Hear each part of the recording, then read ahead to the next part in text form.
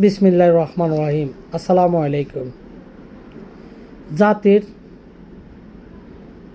মেরুদণ্ডই হলো শিক্ষা অঙ্গন, যেখান থেকে শিক্ষা নিয়ে ভবিষ্যৎ এবং দেশ পরিচালনার দায়িত্ব নেবে। যদি সেইখানেই দুর্নীতি হয়, তাহলে এই জাতিটার হতাশা ছাড়া আর কিছুই করার নাই। কারণ একটা জাতিকে পরিচালনা করিবে আজকে যে ছাত্ররা, তারাই ভবিষ্যৎ প্রজন্মের নেতা। এইখানে যদি দুর্নীতিগ্রস্ত হয়ে যায়, তাহলে তারা কি হিসাবে এই দেশটাকে পরিচালনা করিবে?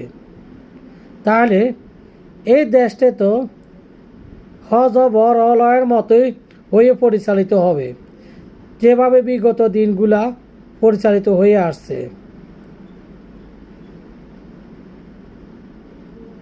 তাই আর কি বলবো, হতাশা ছাড়া এই জাতির কপালে আর কিছুই নাই।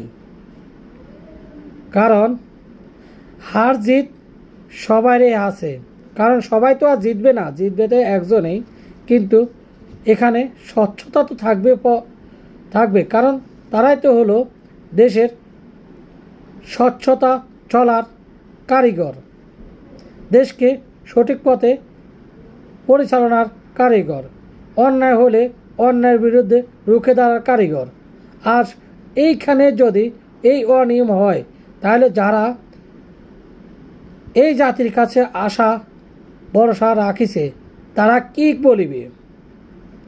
এই শিক্ষিত সমাজ, তোমরা স্বচ্ছ হয়ে যাও, দেশকে সঠিক নেতৃত্ব প্রয়োগ করো এবং দেশকে সামনের দিকে এগিয়ে নিয়ে যাও। খোদা হাফেজ, আল্লাহ হাফেজ।